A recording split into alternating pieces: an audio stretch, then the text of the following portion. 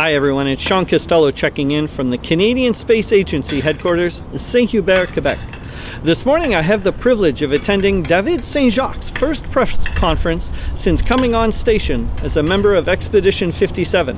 Of course, he launched just one short week ago from Baikonur, Kazakhstan, and now we have the opportunity to find out what's his first week on station been like? What's he working on? How does he feel? What has he seen? It's fantastic to have this opportunity. Let's check in for a few questions. As a physician, what changes or experiences are you noticing as your body adjusts to being in space? So adjusting to space is a new thing for me, and it is, we get a lot of training back on the ground around the world, in Houston and Moscow and Montreal and Canada and Japan and Europe.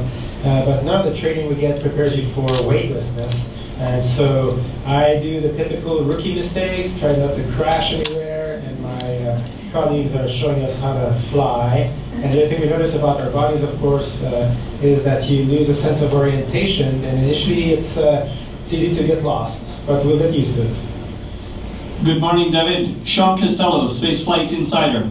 A question relative to your physiological adjustment, sleep cycles. Starting with your initial first night when you needed to make yourself, I guess, go to sleep, very exciting, and carrying on through the last week. How have you been able to balance these many sunrises, sunsets, and the shifting day? Yeah, managing your sleep is very, very important for crew members here, because we often have to shift from one time zone to another to accommodate for events on the ground. So we launched on the Soyuz, and we were based on Moscow time. We arrived on board, so we had to shift to GMT, London time. But as you said, with the excitement and the adrenaline, we were sleepy anyway. So we have we use things like lighting inside. We make it dimmer and redder in the evening, and then brighter and bluer during the day for our body's ability to adjust to light to help us. And then, it is strange sometimes when you feel like it's evening and you want to go to bed and you have a last look outside and it's a bright daytime or it's a sunrise. You have to kind of decouple the events outside from the events inside station. And we end up developing our own sense of time that relates to our life inside space station.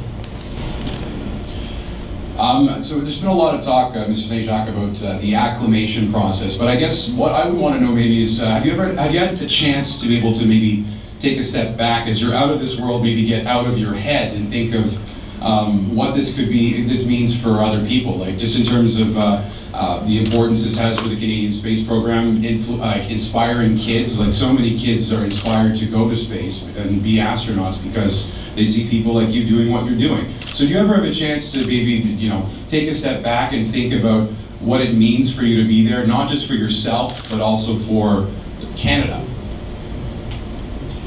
Thanks for that question. Yes, it is a very humbling privilege to be here. Very, very few people have had that chance to see these views on behalf of humanity, and I take this very seriously, the responsibility to absorb this and retransmit it the best I can, because it is something that, as a child myself, it really awed me the first time I realized that the Earth was this sphere floating in space, and that was reality.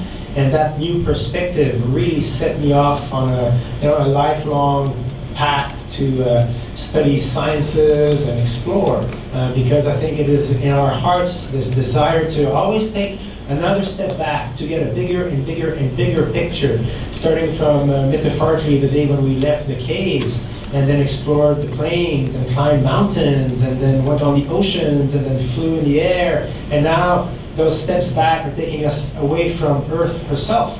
And so I think it's that quest at the heart of humanity to constantly explore further and constantly broaden our perspective to really understand better the world around us. And that is perhaps, in my mind, the most important aspect, legacy of spaceflight.